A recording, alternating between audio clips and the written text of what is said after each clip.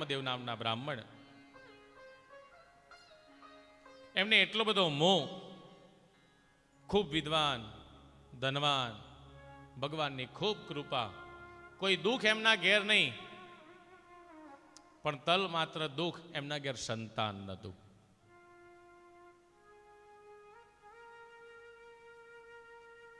એના ઘેર સંતાન હતું નહીં. વિચાર કરે, કેટલાક યજ્ઞો કર્યા, કંઈક થાય ને મારા ઘેર સંતાન થાય.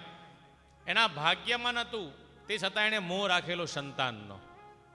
સંતો જોડે જાય, મહંતો જોડે, ઋષિઓ જોડે જાય, કંઈક કરો પણ મારા ઘેર સંતાન થવું જોઈએ.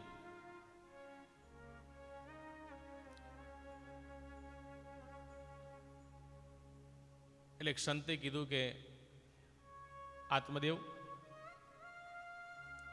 તમે આટલો બધો મોહ રાખો છો સંતાન માટે, શા માટે મોહ કરો છો?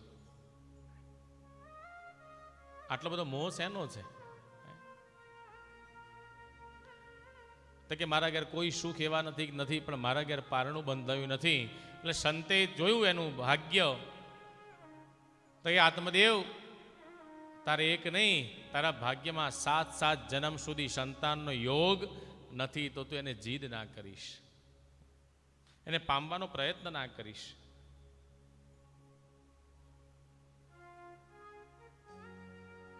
પૂર્વજન્મના કંઈક પાપ મારા જીવનમાં લાગે છે.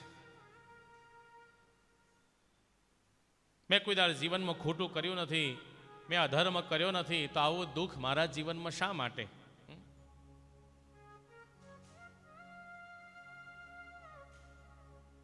સંતે કીધું કે તું આ મોહને છોડી દે, અને મોહને છોડીશ તો જ ઈશ્વરને પામીશ. કારણ કે પરાણે પામેલી વસ્તુમાં સુખ હોતું નથી, યાદ કરજો. તો આત્મદેવને એવું જ હતું, એમના ભાગ્યમાં સંતાન હતું નહીં, પણ ભાગ્ય વગર મેળવવા ગયેલા. પહેલાના સમયમાં સગર રાજા શંગ રાજાના પુત્રના કારણે દુઃખ ભોગવવું પડ્યું હતું, અને છેલ્લે બધું છોડીને સંન્યાસને પ્રાપ્ત કર્યો હતો, કારણ કે એના ભાગ્યમાં સંતાન નહોતું. એમ હે આત્મદેવ નામના બ્રાહ્મણ, તારા ભાગમાં સંતાન નથી, તો સંતાન માટે પ્રયત્ન કરીશ નહીં. એટલી બધી એને જીદ કરી સંત મહારાજ પાસે. સંતને કે ગમે તે થાય, મને ફળ આપો, જેથી કરીને મારા ઘેર પર પારણું બંધાય. એટલે સંતે શું કર્યું? સંતે પોતાના થેલામાંથી એક ફળ કાઢ્યું, અને ફળ કાઢીને કીધું કે લો, આ તમારા ધર્મપત્નીને જમાડજો, એ જમશે તો દેવ જેવા દીકરાનો જન્મ થશે.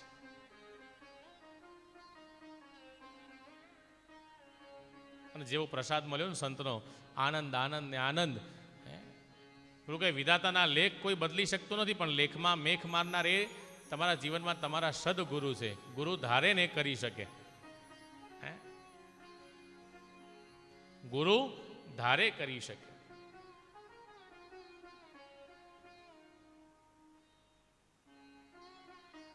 એટલે એને ફળ આપ્યું. ઘરે ગયો છે આત્મદેવ નામનો બ્રાહ્મણ. પેલું ફળ મળેલું અને ફળ લઈ પોતાની ધર્મ પત્ની એ ધુંધલીને અર્પણ કર્યું છે.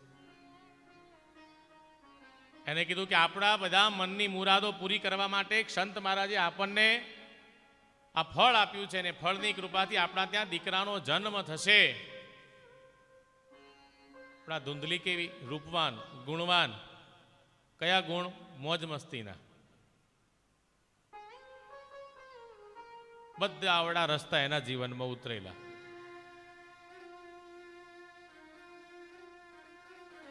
કોઈ દિવસ સારું કરવાનું નહીં, બધી રીતની ઘરમાં આળસ આવે એને સાહેબ.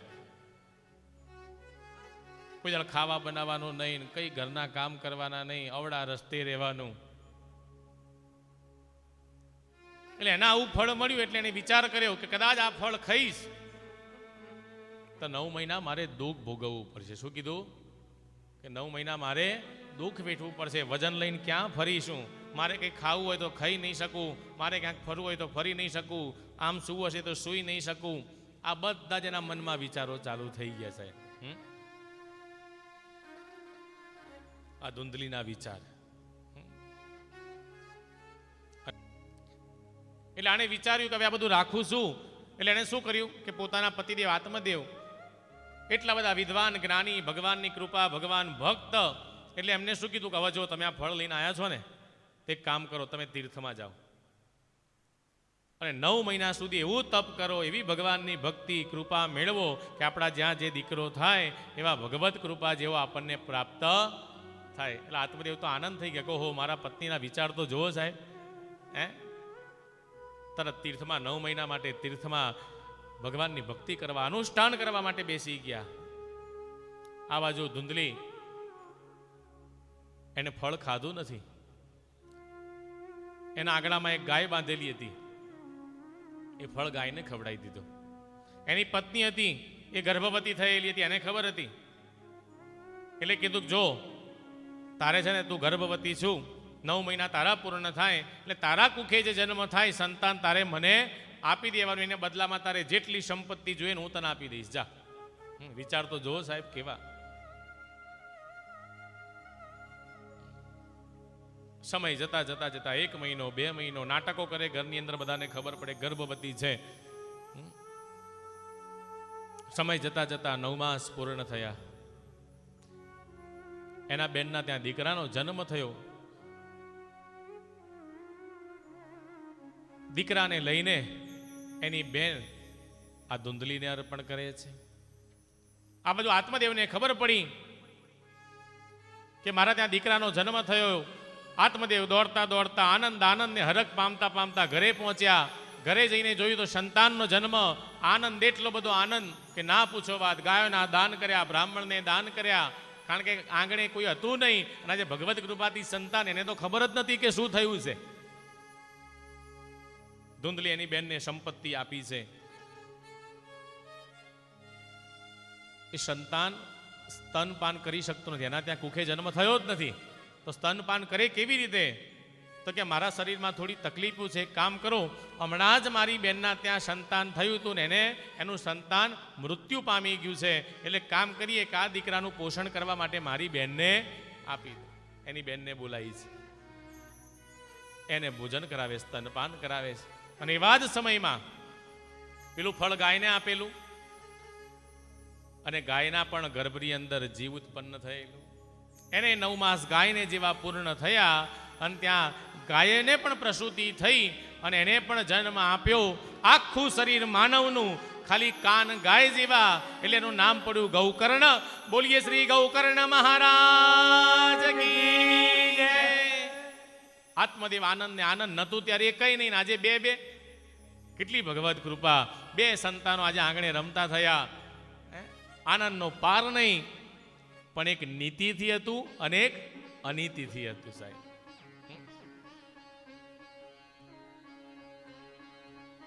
નીતિથી જીવતો ગૌકર્ણ મહારાજ બંને સમય જતા મોટા થવા માંડ્યા. ગૌકર્ણ રોજ ભગવાનની સેવા કરે, રોજ સવારમાં બેસી સંધ્યા વંદન અર્ઘ્ય આ બધું ભગવાનની માળા કરે. અને આ બાજુ ધુંધલીના ત્યાં આગળ જે બાળક આવ્યું તેનું નામ પડ્યું ધુંધુકારી. અનીતિથી જન્મેલો, એટલે વિચારો અનીતિ જેવા, કોઈ દિવસ સેવા કરે નહીં. ગૌકર્ણ મહારાજ સેવા કરે તો એની વચ્ચે આવીને એની સેવા ભંગ કરે. એટલે ગૌકર્ણ મહારાજ 5 વર્ષ ના થાય એટલે એમણે નક્કી કર્યું કે પિતાજી મારે ભગવત કૃપા મેળવવી છે, પણ આ અહીંયા હશે તો મારથી મળશે ને. એક કામ કરો, હું ગુરુની શિક્ષા લેવા માટે હું ગુરુકુળમાં જઉં છું. ગૌકર્ણ મહારાજ ગુરુકુળમાં ગયા છે. દિવસ જતા ગયા ધુંધુકારી મોટો થતો ગયો. અધર્મ વધ્યું, એનું આચરણ ખરાબથી જન્મેલો. જે માં એને પુત્ર કહેતી હતી એ જ માને મારવાની શરૂઆત કરી સાહેબ. અને એ જ માને મારતા મારતા સંપત્તિ લેવા માટે પિતાને મારે, માને મારે. સમય જતા જતા માતાનું મૃત્યુ થયું. આત્મદેવ આ બધું જોઈ જંગલમાં જઈ એણે પણ મૃત્યુને સ્વીકાર્યું છે સાહેબ. અને છેલ્લે દુઃખ થયું કે સંતે કીધું તું ને કે મારા ધર્મમાં, મારા આચરણમાં સંતાન નથી, મારા ભાગ્યમાં સંતાન નથી, પણ આ પરાણે મેં મેળવેલું હતું ને એનું દુઃખ, એનું કર્મ મારે આજે ભોગવવું પડ્યું. આ બાજુ ધુંધુકારી એકલો ઘરની અંદર ખોટા રસ્તે ચડ્યો, ખોટી સોબતો, ખરાબ સ્ત્રીઓના સંગ, રોજ અલગ અલગ સ્ત્રીઓને પોતાના ઘેર લઈને આવે, બધા રાજપાટ એને આપે. કદાચ સંપત્તિ પૂરી થઈ જાય તો લોકોની ઘેરે ચોરીઓ કરવા જાય, અલગ અલગ ઘેર ચોરીઓ કરીને આવે. ખરાબ સ્ત્રીઓનો સોબત. અનેક દિવસ બધી ખરાબ સ્ત્રીઓના ઘેર ભેગી થઈ અને ખરાબ સ્ત્રીઓએ મનમાં વિચાર કર્યો કે આ રોજ આપણા માટે થઈને ચોરીઓ કરે છે, અને જો કોઈક દિવસ આને ક્યાંક પોલીસ પકડી જશે તો એના ભેગા આપણે જેલમાં જવું પડશે.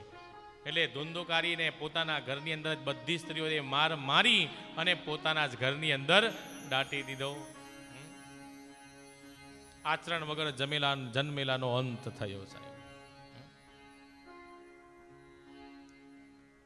આ બાજુ ધુંધુકારી મૃત્યુને પામ્યો. ગૌકર્ણ મહારાજને ખબર પડી કે મારા માતાનું પિતાનું અવસાન થયું છે, મારા ભાઈનું અવસાન થયું છે. પોતાના ઘેર આવ્યા છે ગૌકર્ણ મહારાજ. બ્રાહ્મણને બોલાયા, માતાની પાછળ શ્રાદ્ધ કર્યું, પિતાની પાછળ શ્રાદ્ધ કર્યું, પોતાના ભાઈની પાછળ શ્રાદ્ધ કર્યું, અને શ્રાદ્ધ કરી તીર્થમાં પિંડદાન કર્યા અને પોતાના ઘેર આવ્યા છે. અને જેવા ઘેર રાતે સૂતા ને ત્યાંથી ભયંકર અવાજ ઘરની અંદર આવવા લાગ્યા. એટલા બધા ભયંકર ઘરની અંદર અવાજ આવે, પ્રેત જેવા અવાજો આયા કરે, ભયંકર. ગૌકર્ણ મહારાજ વિચાર કરે કે આ છે કોણ? એવા ભયંકર અવાજ, પ્રેતોના અવાજ થવા માંડ્યા. ગૌકર્ણ મહારાજ, છે કોણ તું? કયો પ્રેત છે?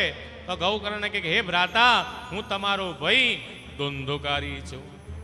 અરે તો કે હમણાં જ તારું શ્રાદ્ધ કર્યું, તારો મોક્ષ નથી થયો? તો કે નહીં, મેં મારા જીવનમાં એટલા બધા પાપો કર્યા પણ શ્રાદ્ધ કરવાથી પણ મારો મોક્ષ થયો નથી. તો કે હવે કરવું શું? અને પછી ગૌકર્ણ મહારાજે સંતો મહંતોને મળ્યા અને કીધું કે જાઓ ગંગાજીના તીરે અને ત્યાં આગળ સૌનકાદી ઋષિઓની પાસેથી જઈ તમે શ્રીમદ ભાગવત જ્ઞાન યજ્ઞ એની પાછળ વાંચો. પણ પ્રેત હતો, પ્રેત ભયંકર. પ્રેતને આમંત્રણ આપવું પડે. આમંત્રણ આપે એટલે સરખી રીતે ચંચળ સ્વરૂપ એનો. એટલે શું કર્યું? એક વાંસ લાવ્યા 7 ગાંઠો વાળો. 7 ગાંઠ વાળો વાંસ મૂક્યો, એની અંદર પ્રેતનું આવાહન કર્યું. પહેલા દિવસની કથાની શરૂઆત થઈ. જેવું પહેલા દિવસની કથા પૂર્ણ થઈ એટલે વાંસની પહેલી ગાંઠ ફૂટી, બીજી ગાંઠ, ત્રીજી, ચોથી, પાંચમી, છઠ્ઠી અને 7 દિવસની 7 કથા કરવાથી એ 7મી ગાંઠ ફૂટી અને એ ભાગવત કથા એને સાંભળવાથી તે ધુંધુકારીનો મોક્ષ. બોલીએ શ્રી ગૌકર્ણ મહારાજ કી જય.